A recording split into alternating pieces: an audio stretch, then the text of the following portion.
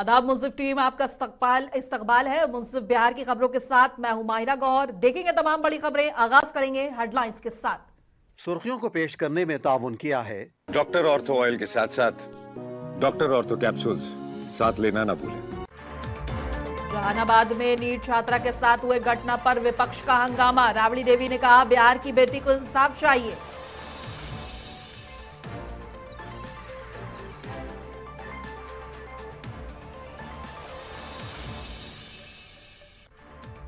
पूर्व विधायक रियाजुल हक ने सैकड़ों समर्थकों के साथ थामा जेडीयू का दामन। बोले, नीतीश कुमार के नेतृत्व में जेडीयू परिवार का हो रहा है विस्तार।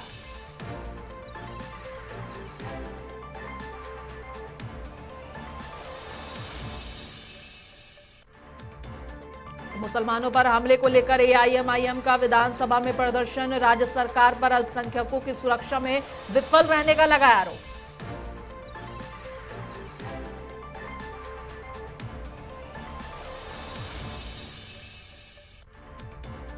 और मंत्री श्रवण कुमार ने विकास योजनाओं का किया उद्घाटन। विपक्ष पर साधा निशाना। बोले, लालटेन युग की सोच से नहीं होगा विकास।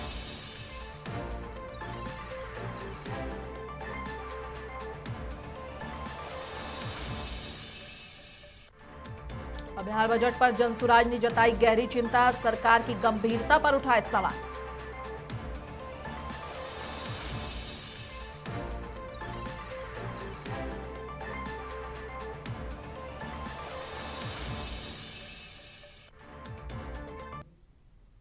और आगाज करेंगे बिहार की अहम और बड़ी खबरों के साथ। बता दें कि जहानाबाद में छात्रा के साथ हुई दरिंदगी के मामले को लेकर बिहार विधानसभा परिसर में विपक्ष ने जोरदार आज भी प्रदर्शन किया। सरकार की चुप्पी पर सवाल उठाते हुए विपक्षी सदस्य तख्तियां लेकर नारेबाजी करते दिखे। प्रदर्शन में पूर्व मुख्यमंत्री राबड़ी देवी समेत कई आरजेडी नेता शामिल रहे। विपक्ष ने दोषियों पर तुरंत कार्रवाई कर गिरफ्तारी कर और पीड़ितों को न्याय दिलाने की सरकार से जवाब मांगा और साथ ही चेतावनी दी कि कार्रवाई नहीं हुई तो आंदोलन और तेज होगा। बता दें कि बजट सत्र के पहले दिन से विपक्ष लगातार सरकार को कानून व्यवस्था पर घेर रहा है और उससे सवाल पूछ रहा है। लिपापोती खाली हो रहा है, लिपापोती हो रहा है। लिपापोती करके तब सीबीआई का दिया जाता है। लिपापोती करके बचाने का काम सरकार का आदमी है। सरकार का कोई मंत्री का बेटा होगा, चाहे मंत्री कोई होगा, सरकार का आदमी है, पब्लिक कोई नहीं है। इसीलिए चुप्पी ने अपना साधे हुए हैं। लिपापोती करके सीबीआई का दिए हैं, तो सीबीआई क्या जांच करेगा? नहीं कहा तो सीबीआई भारत सरकार। बिल्कुल बजट में कुछ नहीं है, गरीब कुछ नहीं, कोई के लिए कुछ नहीं है बजट में, कुछ नहीं है। बिहार के जनता का वोट लेने का ठगने का काम किया 10,000 रुपये। बिल्कुल बिल्कुल सही बात है, क्योंकि बजट में कहीं कुछ नहीं है। बिल्कुल सही बात है राबड़ी जी ने कहा। लिपापोती खाली हो रहा है, लिपापोती हो रहा है। लिपापोती और पटना में प्रदेश कार्यालय में आयोजित मिलन समारोह में गोपालगंज के पूर्व विधायक रियाजुल हक उर्फ राजू ने सैकड़ों समर्थकों और जनप्रतिनिधियों के साथ जेडीयू की सदस्यता ग्रहण कर ली है। प्रदेश अध्यक्ष उमेश सिंह कुशवाहा ने उन्हें पार्टी की प्राथमिक सदस्यता दिलाई और इस मौके पर उमेश सिंह कुशवाहा ने कहा कि मुख्यमंत्री नीतीश कुमार के करिश्माई नेतृत्व और जन कल्याणकारी सोच के कारण जेडीयू परिवार लगातार मजबूत हो रहा है। मंत्री श्रवण कुमार ने कहा कि नीतीश कुमार के 20 वर्षों के विकास कार्यों का कोई दूसरा मुकाबला नहीं है। कार्यक्रम में कई मंत्री, विधायक और पार्टी नेता मौजूद रहे। आरजेडी पूंजीपतियों की पार्टी हुई है, इसलिए आरजेडी को हम लोगों ने छोड़ा और आने वाला दिन में खास तौर से मेरे वर्ग के लोग उनको वोट नहीं देंगे, इसलिए कि वो अभी तक ठगने का काम किया हमारे जात के लोगों को और एक भाजपा को डर दिखाकर काम किए। लेकिन नीतीश कुमार के रीडिंग में मैं दावे के साथ कहता हूं कि एक भी दंगा नहीं हुआ, इसलिए आने वाला दिन में सारे लोग नीतीश जी के साथ आए। माई समीकरण की बात लालू यादव टूट गया, इस चुनाव में टूट गया। माई समीकरण टूट चुका है, अब एम जो है उनके साथ नहीं रहेगा। मुसलमानों का कौन नेता है सर बिहार में? कोई नेता थोड़े होता है, आदमी मनुष्य नेता है, सारे लोग ही नेता हैं। आने वाला दिन में आपको बताएगा, जो मैं कह रहा हूँ इस चैनल को निकाल के देखिएगा कि हमने कुछ कहा था। ओवैसी कह रहे हैं कि हम मुसलमानों के नेता हैं, हम उनके हकूक की लड़ाई लड़ते हैं। पहले भी नीतीश जी के साथ कुछ मुसलमान थे, ऐसी बात नहीं थी, और आने वाले दिन में टोटल मुसलमान नीतीश जी के साथ रहेंगे। ओवैसी के साथ ओवैसी जी 6 सीट जीत कर आए हैं सर। पूरे बिहार में नहीं जीतते हैं ना, सीमांचल में जीतते हैं। वो राजद की कमजोरी से जीते, और राजद वैसा काम किया, हर जगह टिकट बेच दिया, इसलिए गड़बड़ हो गया। 25 सीटों को आने की क्या कारण है? यही है पैसा पर टिकट बांटा गया, इसीलिए सिमटा। और नीतीश जी के विकास किए थे, लोगों के बीच काम किए थे, इसलिए इनको ज्यादा सीट मिला। अख्तरुल ईमान कह रहे हैं सर कि अजान की वजह से बहुत लोगों को प्रॉब्लम होता है, आसपास के लोगों अब हम तो ये बात नहीं सुने हैं कि अजान वाली बात किसको प्रॉब्लम होता है, किसको स्पीकर नहीं लगा होता है। था। हम ये बात नहीं जानते, न्यूज नहीं सुनी। और बिहार सरकार के ग्रामीण विकास सह परिवहन मंत्री श्रवण कुमार आज बेन प्रखंड के गंगटी गांव पहुंचे, जहां उन्होंने पीसीसी सड़क ढलाई और नए स्कूल भवन का उद्घाटन किया।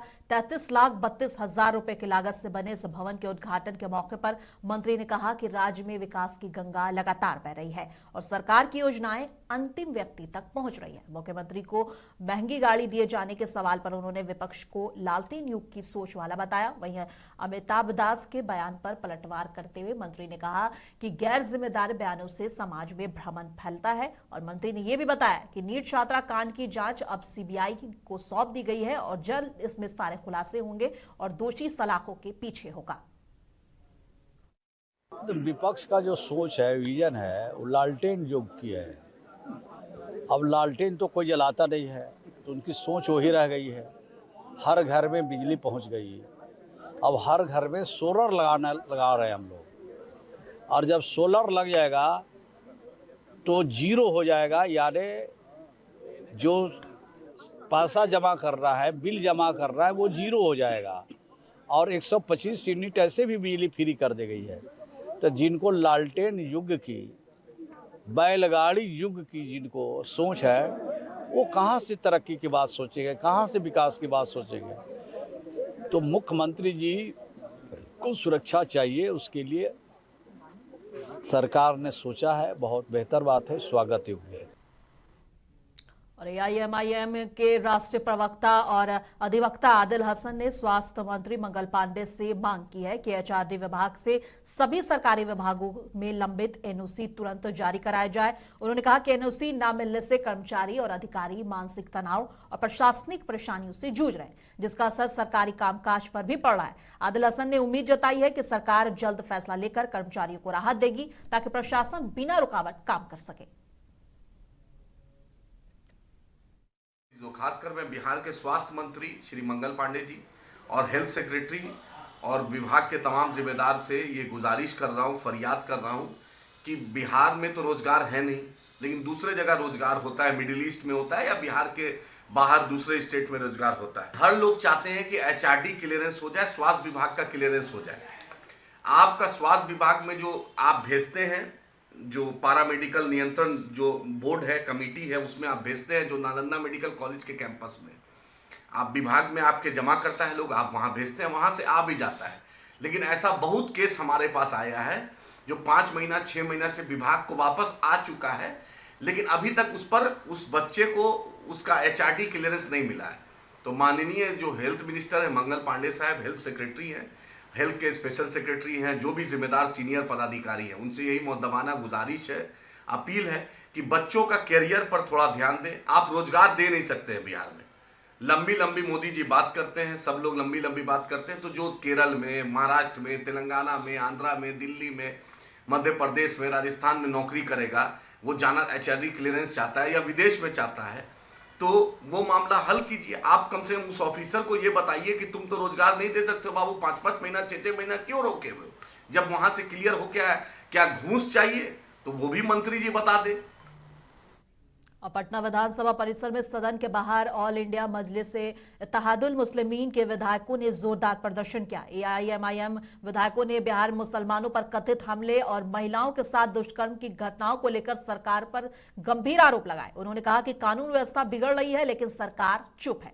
विधायकों ने दोषियों के तत्काल गिरफ्तारी, पीड़ितों को न्याय और ठोस कार्रवाई की मांग की है। साथ ही चेतावनी दी है कि हालत नहीं सुधरे तो सभी विधायक मिलकर और आंदोलन तेज करेंगे।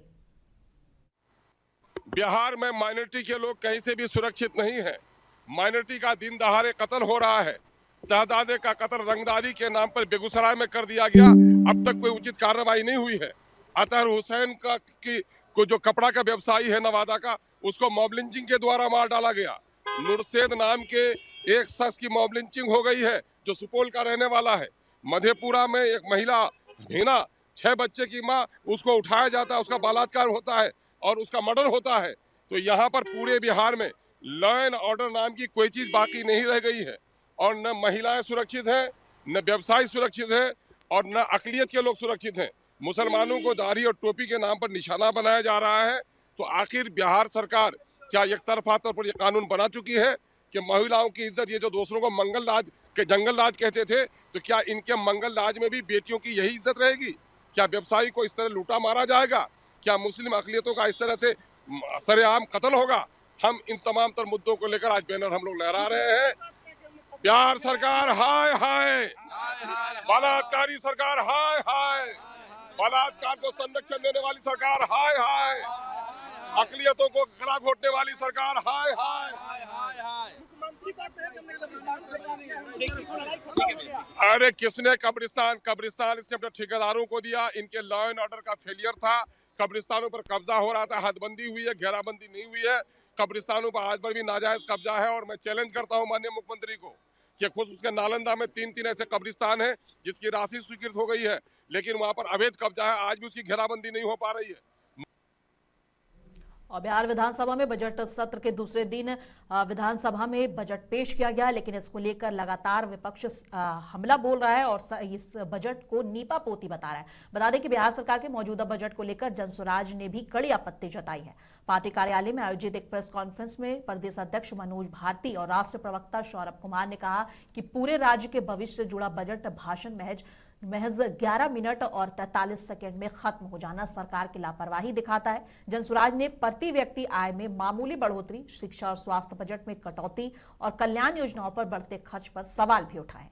पार्टी ने रोजगार सृजन, बढ़ते कर्ज और आर्थिक स्थिरता को लेकर भी सरकार से जवाब मांगा है। साथ ही बताया है कि 8 फरवरी से प्रशांत किशोर बिहार भ्रमण पर निकलेंगे और जनता से सीधा संवाद करेंगे। इस साल का बजट और यह है पिछले साल का बजट। इस साल का जो एस्टिमेटेड है, यानी आपने जो अनुमान लगाया है, वो अगले साल एक्चुअल हो जाएगा। यानी पिछले साल जो अनुमान लगाए थे वो इसमें एक्चुअल हो गया है इस साल। उसमें तो आप नहीं झूठ बोलेंगे।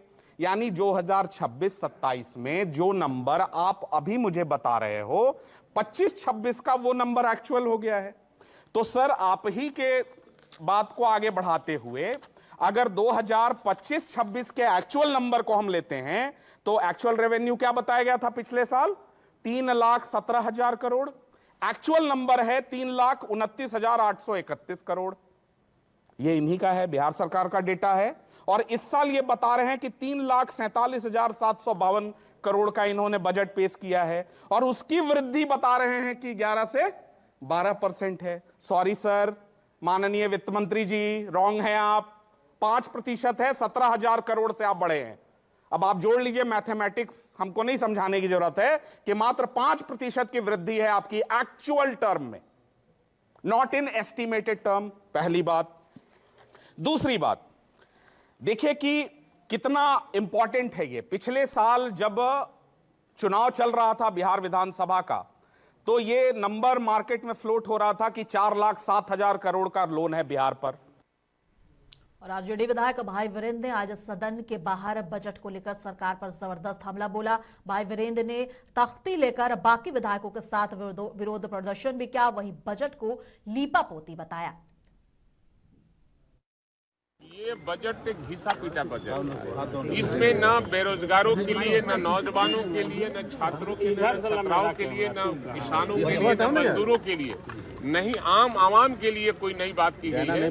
आकार बजट का बड़ा जरूर है, लेकिन बजट में कोई ऐसा प्रावधान नहीं किया कि जो नई बात हो सके। 12 मिनट में बजट खत्म हो गया। आप ये समझ लीजिए कि 12 मिनट में बजट खत्म होना बजट का क्या मतलब है? इसका मतलब है किसी विभाग में जब पैसा पंप किया जाएगा, वो पैसा कहाँ जाएगा आपको ही मालूम। तो विकसित बिहार बनाने की बात कर रहे हैं। आप लोग विकसित कर ही रहे इतना दिन से, और जो देख रहे हैं शासन प्रशासन का रोज लूट हो रहा है, आप लोग भी अपने आप को सुरक्षित महसूस कर रहे हैं। रोज हत्याएं हो रही है लगातार, और सरकार अपनी पीठ अपने से थपथपा रही है। ये सुशासन बाबू की सरकार है। कहाँ गया सुशासन बाबू?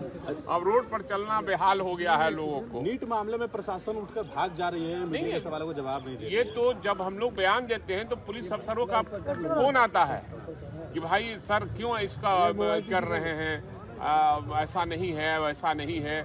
और सरकार भी इसको लीपापोती में करने में लगी है और साक्ष्य को मिटवा दी है, और नीट छात्रा में साफ तौर पर पकड़ी जा रही है सरकार का जो कुछ लोग हैं, एनडीए के लोग हैं। और नीट छात्रा के मौत के मामले में पटना पुलिस ने आज एक अहम प्रेस कॉन्फ्रेंस कर अब तक की जांच से जुड़ी जानकारी साझा की है। इस संयुक्त प्रेस कॉन्फ्रेंस में आईजी जितेंद्र राणा और एसएसपी कार्तिकेय शर्मा और एसपी परिचय कुमार मौजूद रहे। करीब 15 मिनट चली प्रेस कॉन्फ्रेंस में आईजी ने बताया कि पुलिस ने सभी जरूरी साक्ष्य और तकनीकी सबूत जुटा लिए हैं और अब यह मामला सीबीआई को सौंप दिया गया है। उन्होंने कहा कि निष्पक्ष और स्वतंत्र जांच के लिए सभी दस्तावेज सीबीआई को दिए जा रहे हैं। हालांकि सवालों के जवाब नहीं मिलने से कई मुद्दे अब भी बिना जवाब के ही रह गए। अब इस संवेदनशील मामले में सबकी निगाहें सीबीआई जांच पर टिकी है कि आगे क्या कुछ होता है। अनुसंधान में प्रगति करते हुए एसआईटी के द्वारा जांच का दायरा बढ़ाते हुए जहानाबाद में जो परिस्थितियां रही उसके बारे में अग्रतर जांच की जा रही थी, और जो डीएनए सैंपलिंग हेतु जो अन्य संभावित संदिग्ध हो सकते हैं उनका वैज्ञानिक अनुसंधान के थ्रू और जो मानवीय इंटेलिजेंस है उसके माध्यम से वहाँ पर अनुसंधान किया जा रहा था। इसी क्रम में जो मृतका के जो परिजनों के द्वारा दिनांक 24 जनवरी को माननीय उच्च न्यायालय पटना में इस कांड के जो न्यायिक अथवा सीबीआई से जांच कराने हेतु याचिका दायर की गई, जिसका बिहार सरकार ने संज्ञान लेते हुए और इस कांड के जो अग्रतर अनुसंधान हेतु सीबीआई को संस्तुति भेज दी। इस संबंध में आप लोगों को एक आवश्यक जानकारी देना है। इस कांड में पॉक्सो एक्ट की धाराएं लगी हुई हैं और साथ ही में पॉक्सो कोर्ट के द्वारा निर्देश भी दिया गया है जिससे आप लोगों को अवगत कराया जाए। कल भी कराया गया था और अभी भी आप लोग अवगत कराया जाएगा। पटना में रोजमाइन एजुकेशनल एंड चैरिटेबल ट्रस्ट की ओर से तालीमी बेदारी को लेकर एक प्रेस कॉन्फ्रेंस का आयोजन किया गया। इस दौरान अंजुमन तरक्की उर्दू के अध्यक्ष ओवैस अंबर ने जनरल सेक्रेटरी अब्दुल कयूम अंसारी ने निजी स्कूलों में एनसीईआरटी की किताबें अनिवार्य करने की मांग उठाई। वक्ताओं ने कहा कि महंगी किताबों के कारण अभिभावकों पर अनावश्यक आर्थिक बोझ बढ़ रहा है। ओवैस अंबर ने स्कूल टाइम सुबह 10 से शाम 4 बजे तय करने की बात कही। वहीं अब्दुल कयूम अंसारी ने चेतावनी दी है कि मांगे नहीं मानी गई तो राज्य भर में आंदोलन होगा। हालांकि बच्चों और अभिभावकों को परेशानी नहीं होने दी जाएगी। जवानों हो सकता है हम इस हवाई जहाज प्राइवेट मनमानी से हमारे सिस्टम में जो डेंट लग रहा है, जो सिस्टम में भयंकर गिरावट आ रही है, इसको बचाने के लिए आपसे हम अपील कर रहे हैं कि आप हमारे इस मिशन का सहयोग कीजिए। दूसरा, एक जो आज हम लोग तालीमी बेदारी इसके लिए चला रहे हैं, जो कि हमारे 7वें निश्चय का हिस्सा है हमारे बिहार के चीफ मिनिस्टर का, कि कैसे बिहार का ग्रॉस एनरोलमेंट रेशियो को बढ़ाया जाए और हम बिहार के लोग युवा आबादी को केरला और कर्नाटका के बराबर लेकर खड़े हो जाए। देखिए, जब शिक्षित होगा प्रदेश तो तरक्की कर जाएगा प्रदेश। शिक्षित होने के लिए कितनी मुशक्कतें कर रहे हैं हमारी गवर्नमेंट। तो हमने आपसे ये कहना है मेरे दोस्तों कि हम तालीमी बेदारी लेकर निकले हैं। हमारे साथ बिहार के एक्स मदरसा बोर्ड के चेयरमैन और प्रेजेंट अंजुमन तरक्की उर्दू के जनरल सेक्रेटरी उन बच्चों के बीच जा रहे हैं, मदरसा में जा रहे हैं जिन्होंने फौखानियाँ किया, जिन्होंने मौलवी की, और हमारी दूसरी टीम जो रोजमाइन एजुकेशनल ट्रस्ट की है वो पूरे हिंदू, मुस्लिम, सिख, ईसाई, सभी जाति, सभी धर्म के लोगों को जागरूक कर रहे हैं हम लोग घर घर जाके, कि कोई बच्चा ऐसा न रह जाए जिसकी माँ बंद कमरे में टॉस कर रही हो कि हेड आया तो बड़ी को पढ़ाएंगे, टेल आया तो छोटी को पढ़ाएंगे। बीबीसी ट्री 4 को लेकर एक बार फिर छात्रों की मांग तेज हो गई है। शिक्षक नियुक्ति के चौथे चरण का विज्ञापन जारी नहीं होने से अभ्यर्थियों में भारी नाराजगी है। छात्र नेता दिलीप कुमार ने बिहार सरकार पर सीधा हमला बोलते हुए कहा है कि चुनाव से पहले 1 लाख से अधिक शिक्षकों की बहाली का वादा किया गया था, लेकिन अब तक कोई ठोस पहल नहीं हुई है। उन्होंने आरोप लगाया कि सरकार युवाओं के भविष्य के साथ खिलवाड़ कर रही है। दिलीप कुमार ने चेतावनी दी है कि यदि जल्द ट्री 4 की विज्ञापन जारी नहीं हुई तो छात्र पटना की सड़कों पर शांतिपूर्ण महाआंदोलन करेंगे। फिलहाल सरकार की ओर से कोई आधिकारिक बयान सामने नहीं आया है और छात्र सड़कों पर है। द्वारा जो बजट के साथ खड़ा है प्रस्तुत किया गया उसमें भी 1 करोड़ रोजगार नौकरी की बात कही गई, लेकिन उसके लिए हम धन्यवाद देते हैं नीतीश कुमार जी को। पूरे देश में सबसे ज्यादा नौकरी बिहार में ही मिल रही है और वैकेंसी भी बिहार में आ रही है, उसके लिए धन्यवाद देते हैं नीतीश कुमार जी को। लेकिन साथ में उनसे हाथ जोड़कर विनती करते हैं कि जो वादा आप करते हैं उसको पूरा कीजिए। चुनाव से पहले ये वादा किया गया था, चुनाव के बीच में भी ये वादा किया गया था कि TRE 4 का विज्ञापन जल्द जारी किया जाएगा। 16 जुलाई को मुख्यमंत्री जी ने 16 जुलाई 2025 को मुख्यमंत्री जी ने ट्वीट किया था कि TRE 4 का विज्ञापन जल्द जारी होगा, लेकिन अभी तक TRE 4 का विज्ञापन जारी नहीं हुआ। कभी कहा गया सरकार के द्वारा 1,20,000, कभी कहा गया 1,60,000, कभी कहा गया 1 लाख, कभी 80,000, कभी 90,000, कभी 80,000, कहा गया कि हम विज्ञापन जारी करेंगे TRE 4 का, लेकिन अभी तक TRE 4 का विज्ञापन जारी नहीं हुआ। चुनाव में प्रचंड बहुमत मिला नीतीश जी को, उसके लिए भी बहुत बहुत बधाई, शुभकामना। लेकिन 3.5 महीना बीत जाने के बाद भी अभी तक TRE 4 का विज्ञापन नहीं आया। और पार्लियामेंट में बजट सेशन के आज चौथे दिन पीएम मोदी इस वक्त पार्लियामेंट से लाइव हैं। सुनिए क्या कुछ कह रहे हैं। देखिए, मेरा मन कहता है कि थोड़ा स्तर इसका ऊपर होना चाहिए था, और वहां से तो ज्यादा होना चाहिए। वो तो कितने साल तक सरकारों में रहे हैं, वहां से जरा चर्चा का स्तर ऊंचा होना चाहिए था, लेकिन उन्होंने ये मौका भी गंवा दिया। देश उन पर कैसे भरोसा कर सकता है। आदरणीय सभापति जी, मैं कल एक माननीय सदस्य को सुन रहा था। यूं तो वो अपने आप को राजा कहलाने में बहुत गर्व करते हैं, लेकिन वे आर्थिक असमानता की चर्चा कर रहे थे। बताइए, जो खुद को राजा माने और वो आर्थिक असमानता की बात करे, तो आपको लगता है कि क्या यही देखने के बाकी रह गए थे क्या? आदरणीय सभापति जी, हमारे टीएमसी के साथियों ने काफी कुछ कहा। जरा खुद तो अपने गरेबा में देखें।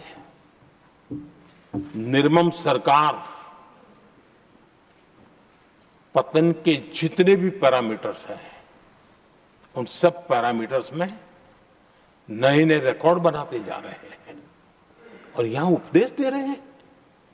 क्या हाल करके रखा हुआ है। ऐसी निर्मम सरकार से वहां के लोगों का भविष्य अंधकार के अंदर डूब रहा है, लेकिन इनको कोई परवाह नहीं है। सत्ता सुख के सिवाय कोई आकांक्षा नहीं, और वे यहां उपदेश देते हैं। घुसपैठ,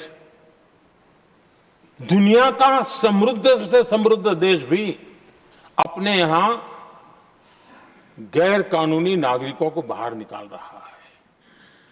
हमारे देश में घुसपैठियों को बचाने के लिए अदालतों को तब तक प्रेशर पैदा किया जा रहा है। मेरे देश का नौजवान कैसे ऐसे लोगों को माफ करेगा जो घुसपैठियों की वकालत करने के लिए ताकत लगा रहे हैं। और घुसपैठिए मेरे देश के नौजवानों के हक छीन रहे हैं, उनकी रोजी रोटी छीन रहे हैं, आदिवासियों की जमीन छीन रहे हैं। बेटे बेटियों के जिंदगी पर खतरे पैदा हो रहे हैं, लेकिन उनके लिए महिलाओं पर अत्याचार होते रहे। मुंसिफ बिहार की खबरों में बस इतना ही। कल फिर मिलेंगे इसी वक्त। तब तक के लिए देश दुनिया की तमाम खबरों के लिए बने रहें मुंसिफ टीवी के साथ।